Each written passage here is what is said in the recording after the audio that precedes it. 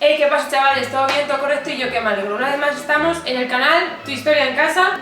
En el vídeo de hoy nos vamos a centrar en la Segunda República.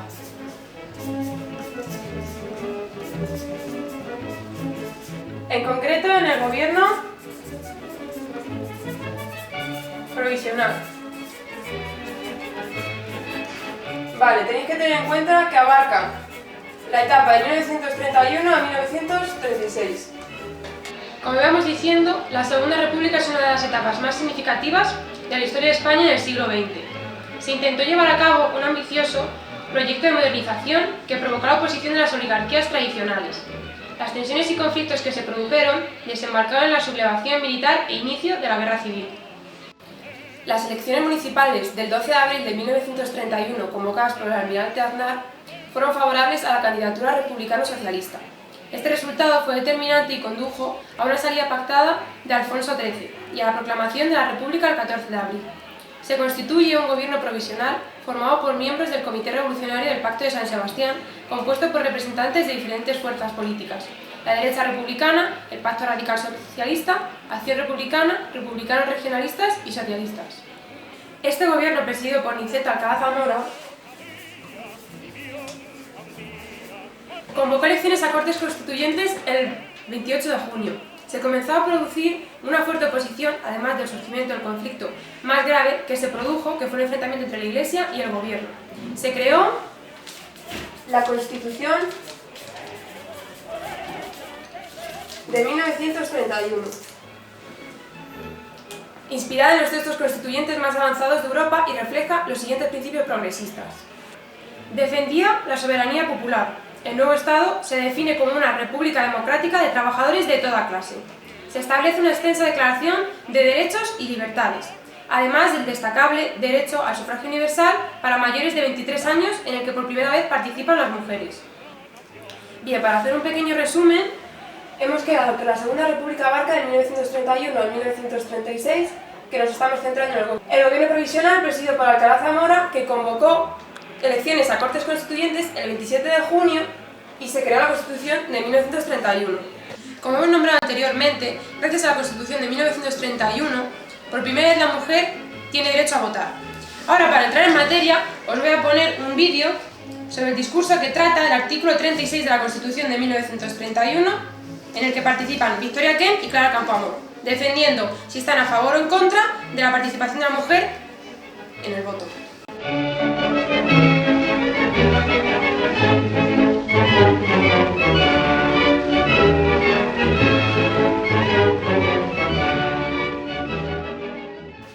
Señores diputados, pido en este momento a la Cámara atención respetuosa para el problema que aquí se debate, porque estimo que no es problema que debamos pasar a la ligera.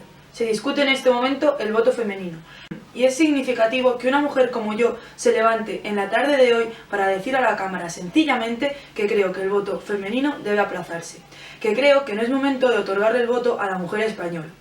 Lo dice una mujer que en el momento crítico de decirlo renuncia a un ideal, por creer que con ello sirvo a la República. Es por lo que me levanto esta tarde para pedir a la Cámara que despierte la conciencia republicana y que avive la fe liberal y democrática, y que aplace el voto de la mujer. Lo pido porque no es que con ello merme en lo más mínimo la capacidad de la mujer. No, señores diputados, no es cuestión de capacidad, es cuestión de oportunidad para la República. Si las mujeres españolas fuesen todas obreras, si las mujeres españolas hubiesen atravesado ya un periodo universitario y estuviesen liberadas en su conciencia, yo me levantaría hoy frente a toda la Cámara para pedir el voto femenino. Pero en estas horas yo me levanto para decir lo contrario, y decirlo con toda la valentía de mi espíritu, afrontando el juicio que de mí puedan formar las mujeres que no tengan este fervor y sentimientos republicanos que yo creo tener. Es por esto por lo que claramente me levanto a decir a la Cámara, o la condicionalidad del voto o su aplazamiento. Hoy, señores diputados, es peligroso conceder el voto a la mujer.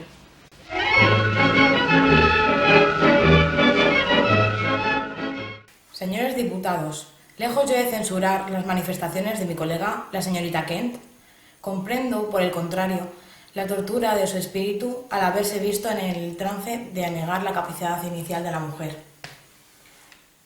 Creo que por su pensamiento ha debido de pasar de alguna forma la frase de Anatole France: cuando nos habla de aquellos socialistas que, forzados por la necesidad, iban al Parlamento a legislar en contra de los suyos.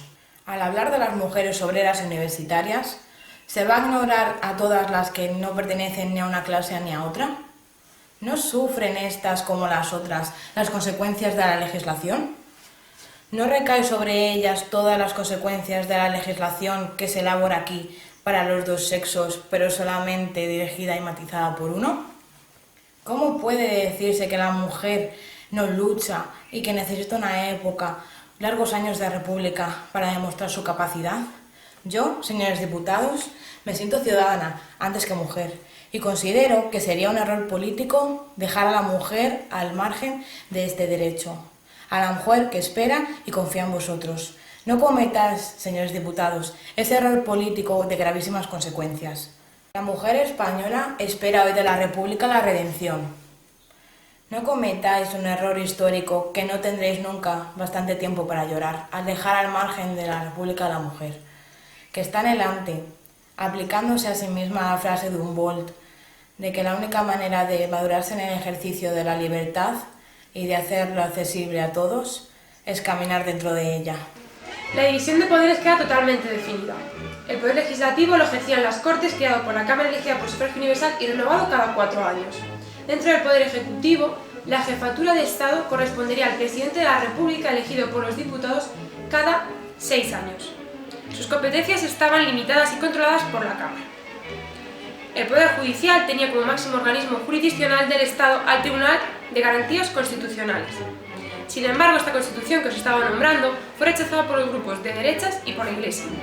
Posteriormente, las Cortes eligieron como presidente de la República a Alcalá Zamora, al que os hemos nombrado anteriormente, presidente que encarga a Manuel Azaña la formación de un nuevo gobierno. Este nuevo gobierno llevó a cabo una serie de reformas que os la van a explicar mejor y más ampliamente mis compañeras. Muchas gracias, Cristina.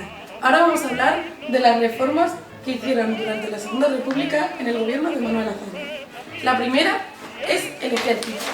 Pretenden construir un ejército profesional, pero para ello se cierra la Academia Militar de Zaragoza.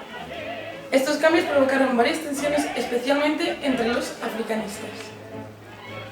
Por otra parte, vamos a hablar de la religiosa. El principal inconveniente va a ser de que se va a acabar con la no confesionalidad, es decir, separación de Estado, la religión, la Iglesia. Por otra parte, se permitirá el divorcio y además se acabará con campañas como puede ser la de la Compañía de Jesús, y se acabará también con la obligatoriedad de las escuelas a dar la religión y a los profesores también a dar esta asignatura. Y habrá la conocida guerra escolar, que será la primera guerra que se producirá entre Estado, formalmente Estado e Iglesia de Roma. La siguiente reforma es la reforma agraria. Casi la mitad de la población, es decir, más del 40%, casi el 50%, en 1932 vivía gracias a la agricultura. Por eso se decide hacer la expropiación de tierras a la nobleza. Eran grandes latifundios que estos se les daban a los campesinos asentados sin tierras. Por otra parte, hablaremos de las autonomías. En el caso de enfocarnos dentro de la educación, en las autonomías se crearán nuevas escuelas que estarán todas regidas por Estado-municipio para que haya una concordancia entre ambos, para que todas las escuelas sean iguales y habrá un prototipo de escuelas determinado. Por último, la reforma social es de Largo Caballero. Emprendieron ciertas reformas con las relaciones laborales. Estas quieren afianzar el poder de los sindicatos, especialmente el de la UGT. La negociación de los contratos y su complemento es el punto más importante. Para ello, hay dos piezas básicas del funcionamiento. Estas fueron la Ley de Contratos de Trabajo, establecida el 21 de noviembre de 1931, que regula los contratos colectivos, los convenios y dictamina las condiciones. Con esto se establece por primera vez las vacaciones pagadas, aunque son solo 7 días al año. También se establece que bajo ciertas condiciones la huelga no será un motivo de despido. Por otra parte, la Ley de Jurados Mixtos. Esta se estableció el 27 de noviembre también del año 1931 y consiste en expandir la Ley de Jurados Mixtos ya propuesta en mayo, que estaba solo en el agrario, a la industria y a los servicios. Esto se hace para mediar los conflictos laborales, estableciendo un dictamen conciliatorio en cada caso. Por último hablaremos de la educativa, que va a ser una de las más importantes, porque se establecerá una escuela única, obligatoria y gratuita para la educación primaria. La libertad de cátedra será uno de los principios de derecho para todo maestro, puesto que no tendrá la obligación de tener que dar la escuela también la clase de religión, y habrá un bilingüismo entre las regiones, como podría ser Cataluña, con la lengua materna, que sería el castellano. Además, habrá una libertad de conciencia que les permitirá a los maestros que no sea obligatorio que tengan que dar clase por sus valores o sus ideologías. Y además se conocerá como la Ley de Instrucción Pública, que será la que podrá dividir la educación en grados. En primer lugar tendremos el grado, que será 2 clases, que por una parte la parte obligatoria, que es hasta los 6 años, y hasta los 12, que sería la educación primaria. Luego un segundo grado, que se dividirá otra vez en 2, que sería la educación primaria ampliada, y la segunda etapa, que sería para la educación ya especializada. Y el último grado, que sería la universidad, que se dividiría entre la licenciatura y el doctorado. Luego serían las colonias escolares y las misiones pedagógicas, que sería una de las grandes aportaciones. En primer lugar, las colonias escolares son colonias que creaba el Estado para llevar a los niños, puesto que en muchas ocasiones no tenían cubiertos las comidas diarias. Entonces, aparte de estudiar y aprender y alfabetizar al pueblo, podían darles de comer. Y por último, las misiones pedagógicas, que se establecían para llevar a los pueblos más recónditos de España la cultura. La más importante fue la Barraca, que fue establecida por Federico García Lorca, con la generación también del 27, y que estableció que se podían llevar la cinematografía o el arte a los pueblos. Y con esto ya hemos terminado las reformas de la Segunda República.